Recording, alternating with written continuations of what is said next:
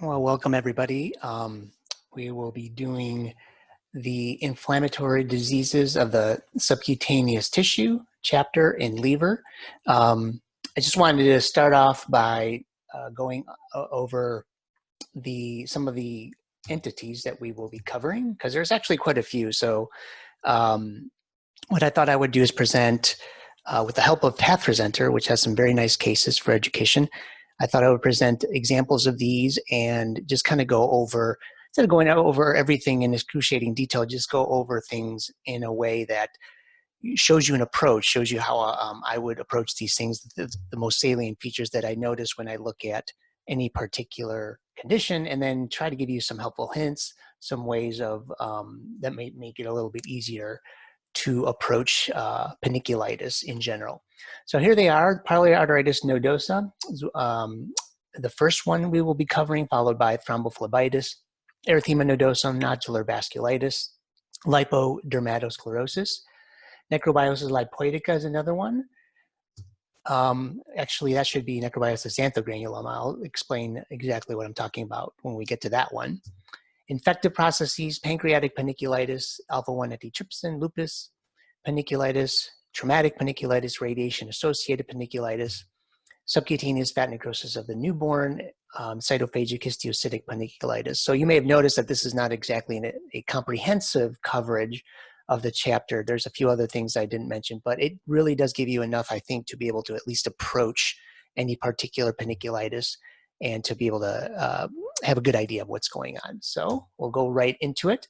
We'll start first with polyarteritis nodosa.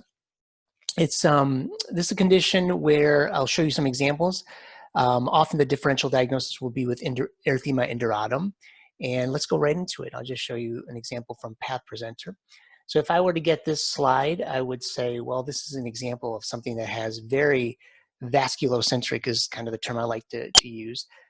Process. You see there's a lot of busy stuff going on right here. There's this medium-sized vessel, as most vessels are at the when they're this deep in the skin at the panniculus, and obviously has a lot of inflammation going on. But notice what else we're not seeing. We're not really seeing any involvement of, or very little involvement of the surrounding fat. So it's really a process that's just kind of localized to the vessel, and that can be actually a pretty good clue as to what's going on in your approach to polyarteritis nodosa. It's not 100% specific, but I'll show you ways of kind of narrowing your differential diagnosis as we go along. So as we go closer, this is indeed probably medium-sized vessel, and we can see that there is quite a bit of inflammation going on in and around the vessel wall, maybe some neutrophils, maybe even some eosinophils. But it's this pattern that you first see and you're immediately thinking about it. And a lot of things with panniculitis and with this chapter in general, you have to have a lot of CPC.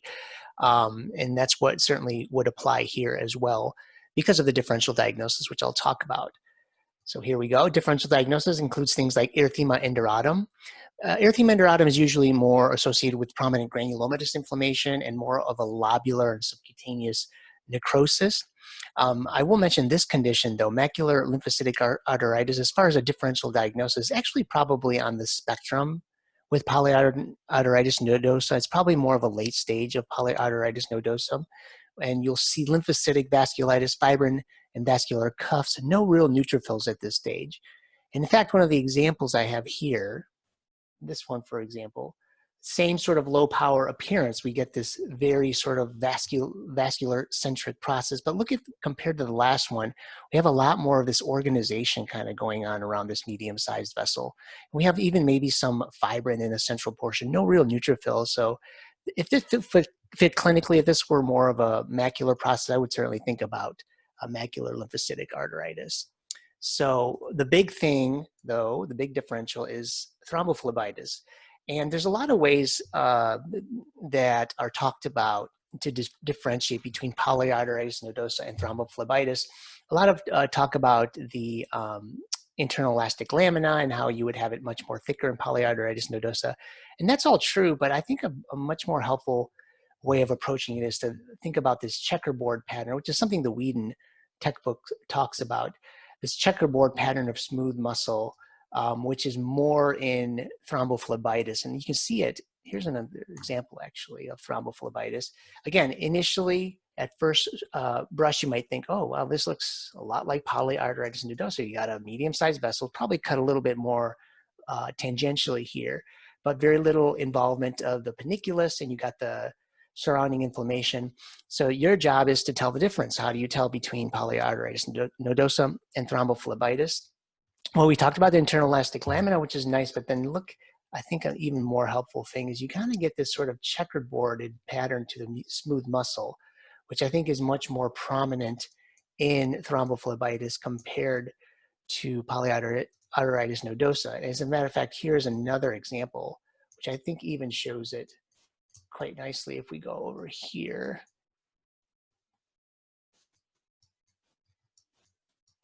So we can see that this area over here has a much better kind of sort of a checkerboardish pattern of the smooth muscle that surrounds it. This is a much more ectatic process right here, this example of thrombophlebitis, but a very helpful clue. Sometimes it can be difficult even with all this, so you have to, again, rely on your clinical pathologic correlation. That's going to be a theme that you hear me say quite a few times, but it is very applicable in this situation.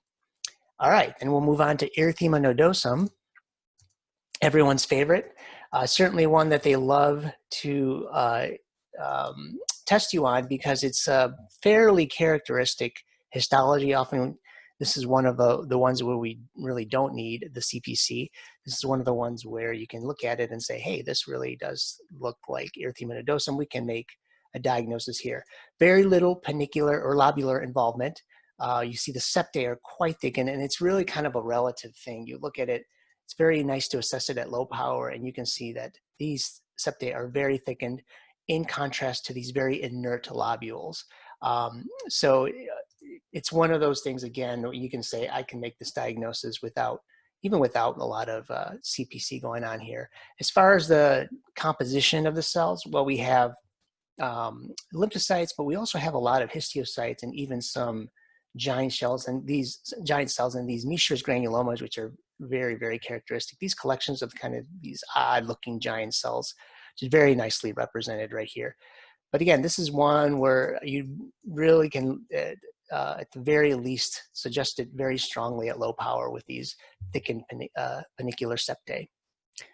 So we'll go back to our PowerPoint, and we can see here characteristic findings, as I said, prototypical septal panniculitis, and this is really one that's almost all septal panniculitis. A lot of these pannicular diseases tend to have overlap, one or the other. One are more septal, some are more pannicular or lobular, but a lot of them do have overlap. This is one, erythema nodosum, where it really tends to be more septal than the other ones. Necrobiosis lipoidica, scleroderma might be examples of, I think, predominantly dermal diseases that also have a pretty significant septal component. So granulomatous and sclerosing conditions, I want to mention this because I want to show you one thing. This is what I was talking about earlier. This is an example of necrobiotic xanthogranuloma. And if you look at this, this is predominantly lobular proliferation. You got this very granulomatous infiltrate and these kind of bizarre looking giant cells right here. But the point is not to show you that that we can make a diagnosis of necrobiotic xanthogranuloma, but instead to show you that these processes, or some processes that we typically think of as being dermal, can have a pretty significant septal component. So if you didn't have anything else, in fact, if you just had this picture right here, you might be tempted to think erythema nodosum. So it's important to remember that you can have these conditions, some of them listed right here: necrobiotic lipoidica, like necrobiotic xanthogranuloma sarcoid, morphea, scleroderma, chronic GVHD, nephrogenic systemic fibrosis, that can have a fairly significant septal component as well. So remember to keep those in mind. So let's go on to our next condition, erythema induratum. So I'll show you some examples of that. And again, one of these things, or this one, is going to be a lot of CPC, because I look at this and I think, well, we got a lobular process, we got a lot of inflammatory cells, we've got a mixture, I think, of inflammation. We have a pretty significant granulomatous component or histiocytic component. You can see right here, nice granuloma. And we may have splotches of neutrophils in other areas as well as some septal involvement. And this isn't entirely lobular. You can have some septal spillover as well. So this is one of the ones that are not completely obeying the lobular septal rule. This is mostly lobular, but also right here, as you can see, a significant component is septal.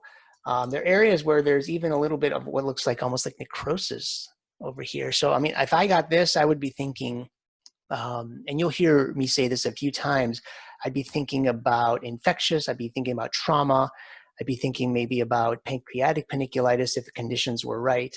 Alpha-1 antitrypsin, something that's very rare, but that's when you see a lot of neutrophils in the lobules, those are kinds of the things that you first start to think about. I have another example of nodular vasculitis, which from the Path Presenter website, which again shows similar things. A very lobular involvement, a lot of neutrophils, mixture of neutrophils and granulomas, and even some areas of necrosis. Again, I'd be thinking infectious. That would probably be my #1 bet here.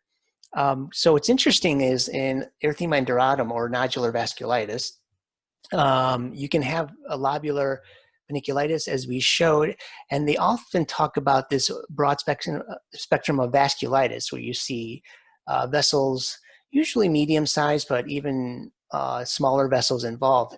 And what was interesting is that I couldn't find any of these. So it's not always that these conditions, which this one is pretty unusual, they don't always read the books. So you always kind of have to have your antenna up before you start to jump into your diagnosis. But again, this pattern right here, fairly non-specific. You need to correlate it with your clinical, and clinically here, these are crusted nodules on the posterior legs of women. Differential, I've already talked about a few things in the differential diagnosis.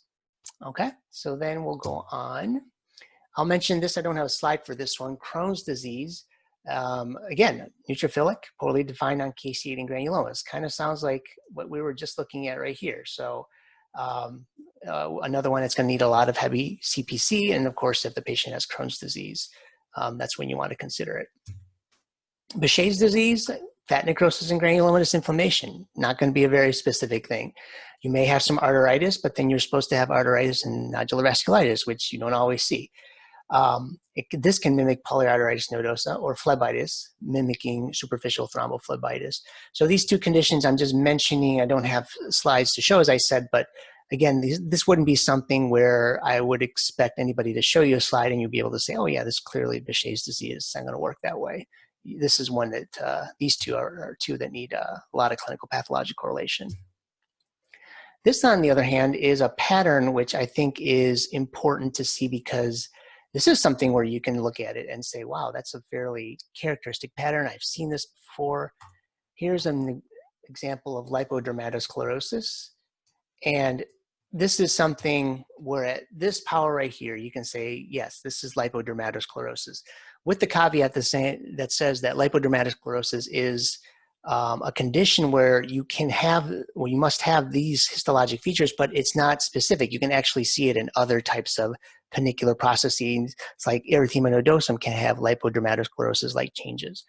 So it's necessary, but not enough. So what is it that I'm talking about? This lipomembranous or membranocystic change, or fat necrosis, which is, like I said, not very specific, but very characteristic to recognize. And you can see why they call it membranocystic fat necrosis. You get these wide spaces, these thin walls right here, next to areas of usual conventional type fat necrosis, which is this over here where you get the foamy cells and this necrotic fat. This is, on the other hand, a very specific sort of a picture for, or a recognizable picture, I should say, to call it lipomembranous or membranocystic change. In some cases in lipodermatosclerosis, you can have pseudoxanthoma elasticum-like changes. And these two conditions didn't have them, but you don't always see it. But it's nice to know, something to know for your board exams. Again, here it is, a very sort of mixed septal lobular, but these really odd and characteristic looking areas of fat necrosis, this membranocystic fat necrosis. Just know, again, key points, you need it to make the diagnosis of lipodermatosclerosis, but you can also see it in association with other conditions that other paniculitis conditions, like, for example, erythema nodosum. So here we have our PowerPoint that shows lipomembranous fat necrosis and sometimes a pseudoxanthoma elasticum-like fibers. So we'll move on to infectious processes.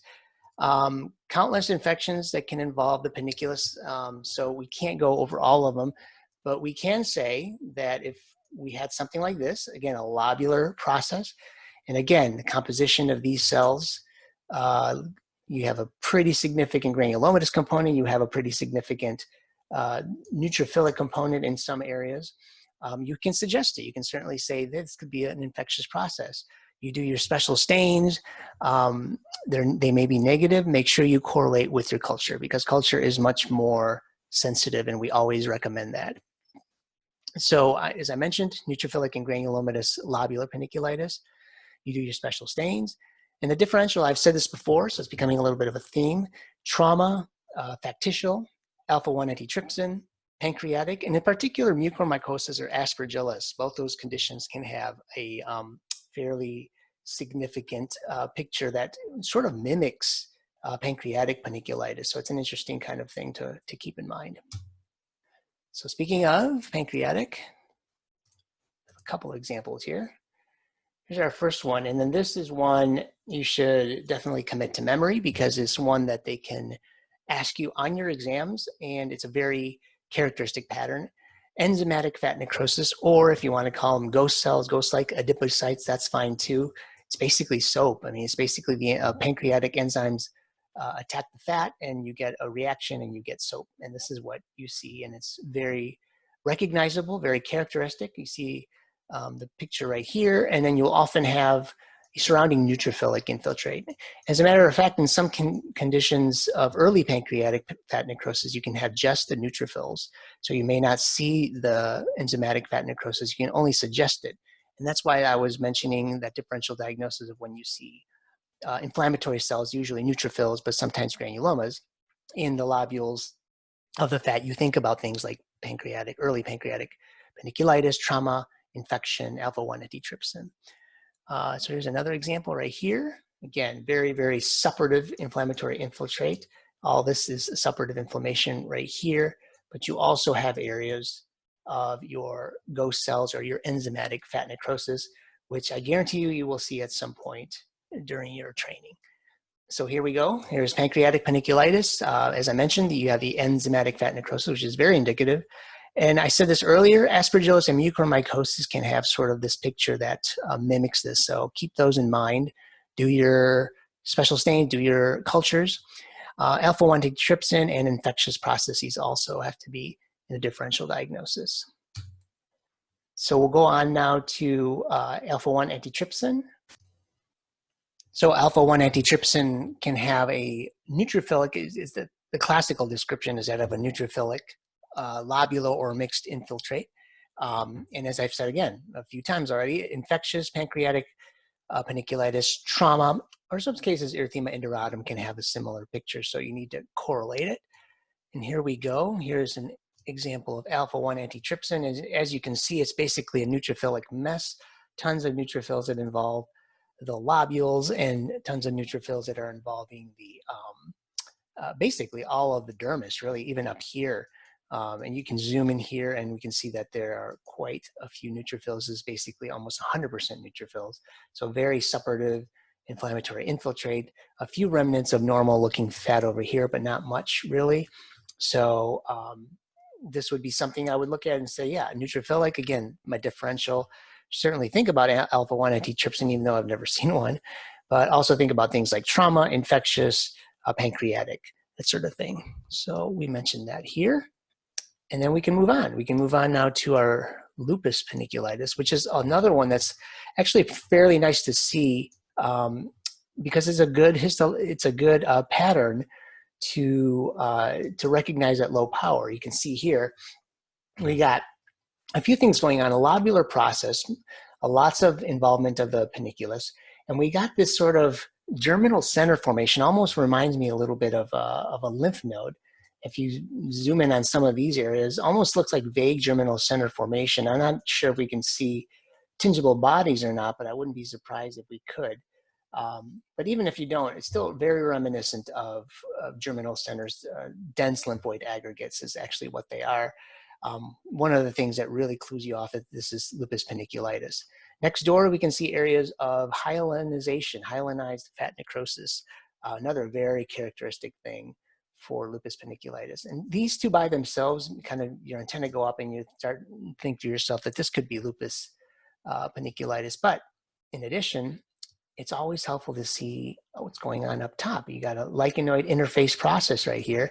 Roughly half the cases of lupus panniculitis are going to have this. You get some bubbling, you get some necrotic keratinocytes, and even separation because of the interface process, separation at the dermal-epidermal junction. So pretty good, all of these things to really suggest lupus panniculitis. If they're this nice, if the presentation is this nice, it's usually not an issue. Sometimes it's not as 100% diagnostic as that. In this case, still pretty good, still certainly suggestive of it. But often the differential diagnosis for lupus panniculitis is you can have the big one, subcutaneous panniculitis T-cell lymphoma. There's all sorts of things that you can use to distinguish the two. The cases I just showed you, I don't think would be very worried about subcutaneous panniculitis like T-cell lymphoma. But in some cases, if it's not as clear-cut, you might have to rely on other things like rimming of tumor cells around the adipocytes and in lymphoma, that should be, which is still not a very specific thing. Epidermal changes, as I mentioned, go more for lupus. You can use ancillary studies, PCR, to see if there's clonality, which would go more for panniculitis. But really, ultimately, it's going to be more of this long-term kind of follow-up. That's what proves the diagnosis. Okay, so we'll move on here to factitial. And this example that we have basically is just an example that shows a lot of fat necrosis.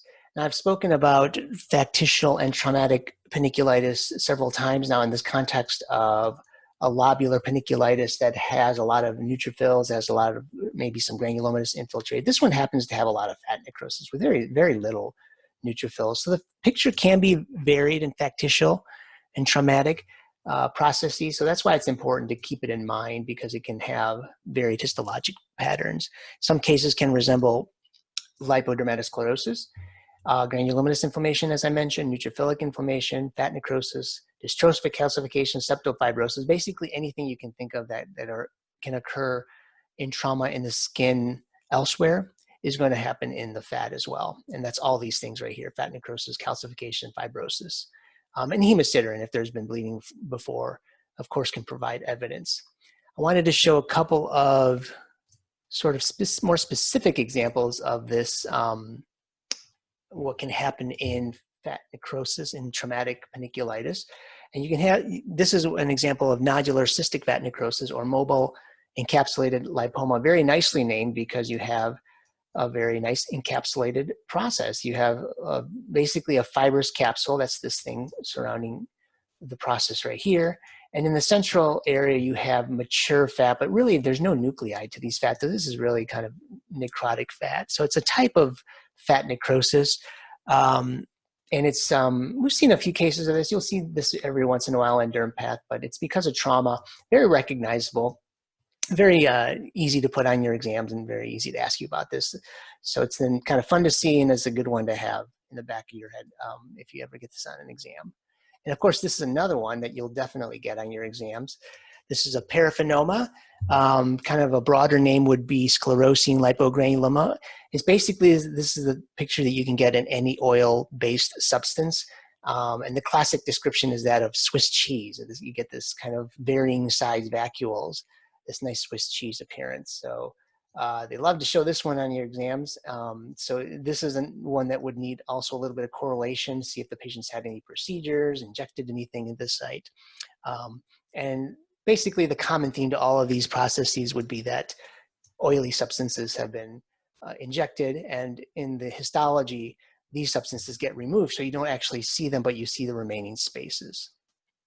So cold panniculitis, I wanted to mention, I don't actually have an example of directly of cold panniculitis, but I have an example of pernio. This is pernio right here. And what was interesting is that in pernio, you can have a similar sort of histologic picture. You have the usual acral surface, and you have the superficial and deep lymphocytic infiltrate, periencrine inflammation, and extension into the underlying fatty tissue. In classic perneal, you don't have much extension into the fat, but in these other conditions, which all have really nice names, like popsicle panniculitis, equestrian panniculitis, they do. So I think of it as basically this cold panniculitis, this broad category of cold panniculitis, as kind of being overlapped with perneal. So you see this perneal-like process extending into the underlying fat, and that's an easier way, I think, of remembering it. And you can imagine that this would have quite a similar appearance to lupus profundus. I showed you a case earlier, and how you had those lymphoid aggregates that can be fairly prominent. We can imagine how this would resemble that. But that's sort of the way I think of it, and I think it's kind of a handy way of remembering those conditions. Okay, so we'll move on to our next one. Post-radiation or pseudo-sclerodermatous panniculitis. I think I have an example right here.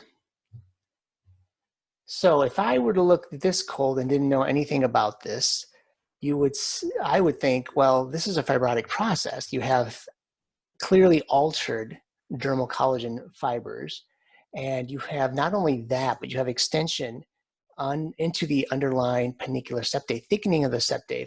If you just showed me this, the first thing I would think about would be morphea, something in the morphea or scleroderma category.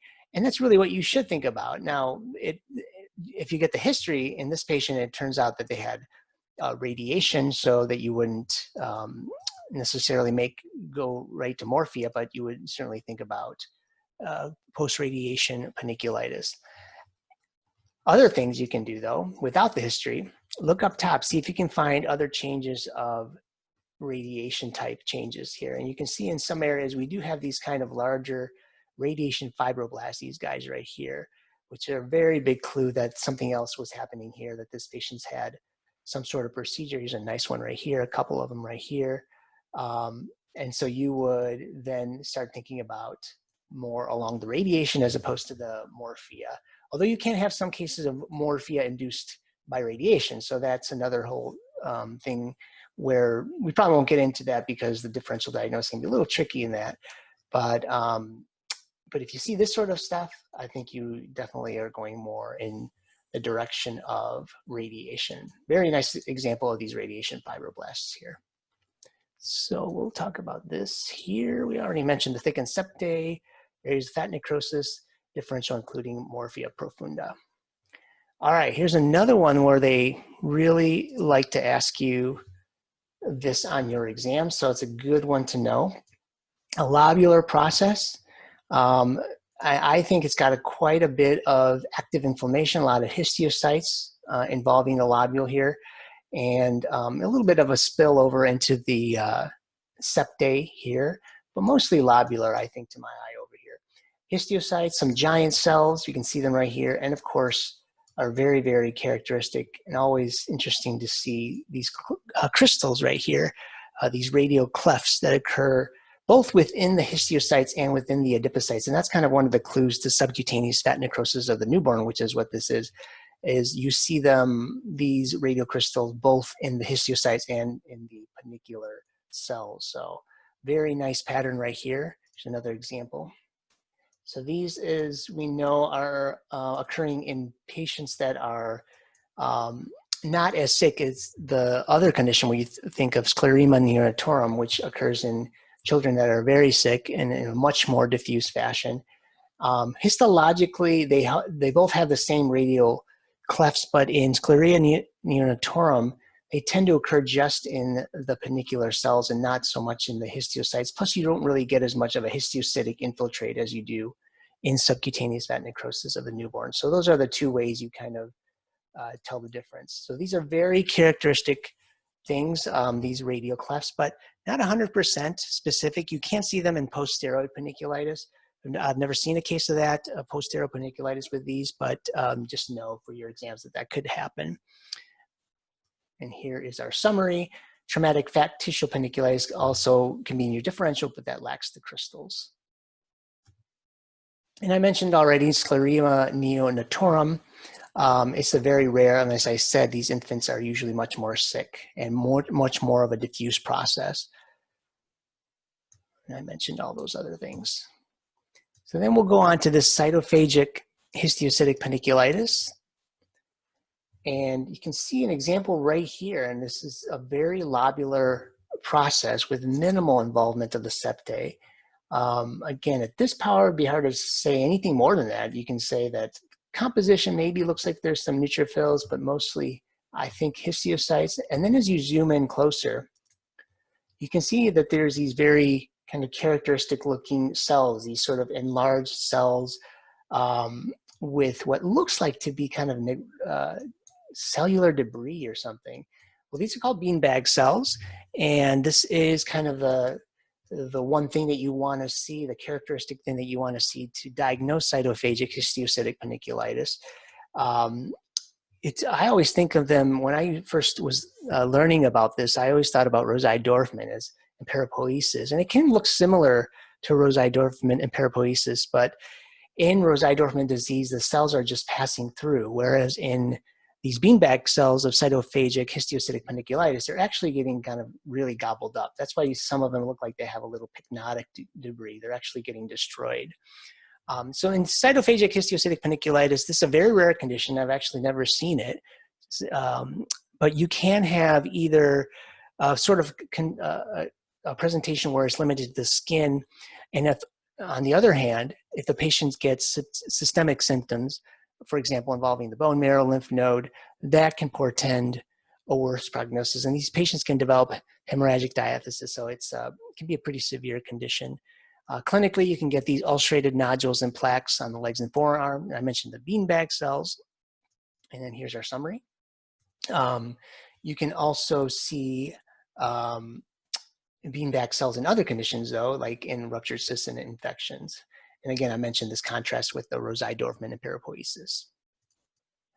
So these a couple of conditions here I'm going to mention. I don't have slides for them, but they are conditions that I should at least mention, and you'll see why I don't have slides for them.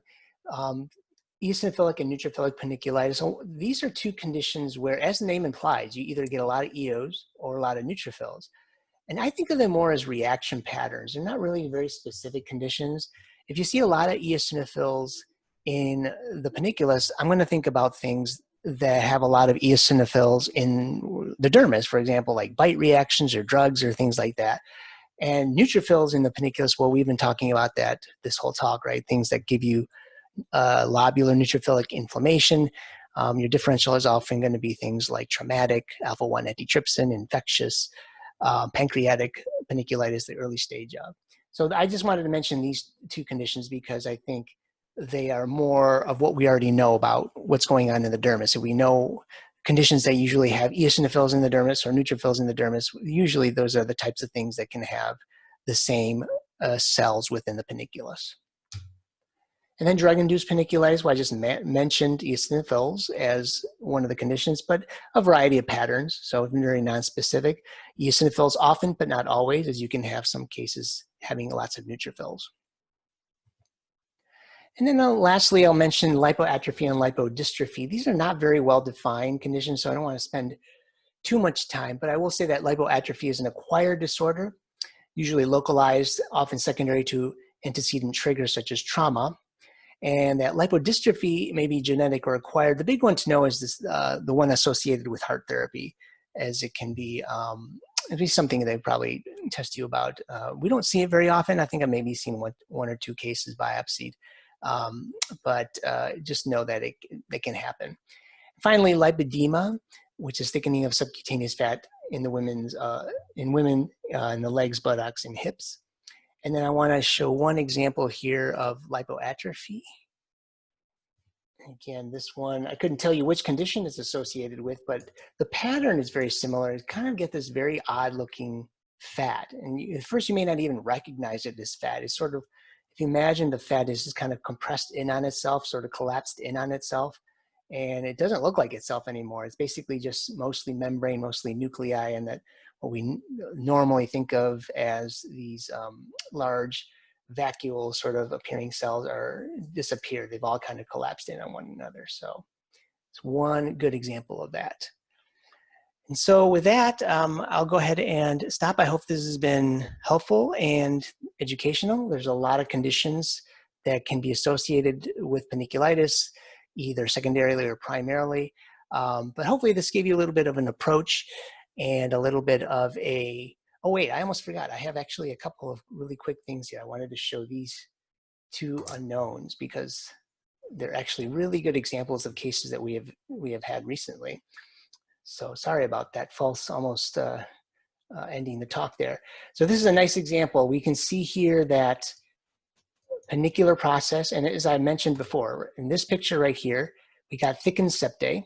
We got very little relative involvement of the fat, of the lobules right here. And even from way up here, we can see lots of granulomatous inflammation. We can see lots of these Misch's granulomas, multinucleated giant cells. So a very, very nice example of erythema nodosum.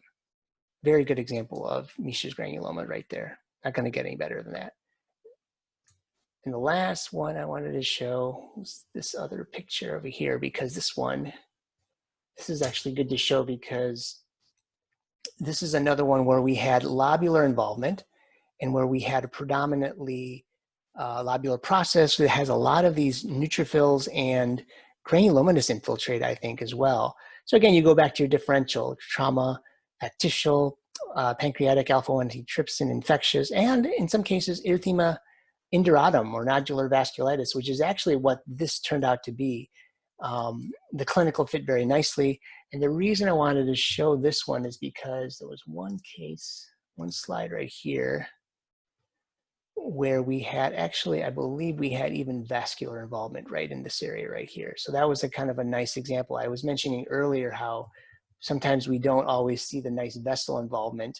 And this was a case where we got fortunate enough where we did see the vascular involvement, the vasculitis of this mesium-sized vessel. So it was very nice to be able to see that. And this one kind of complied with the textbook a little bit better. So a good one. So I hope that was helpful. And I hope you have developed a good approach and maybe learned a little bit something. And hopefully panniculitis is not as scary or mysterious as it was before you saw this. So thank you for your attention.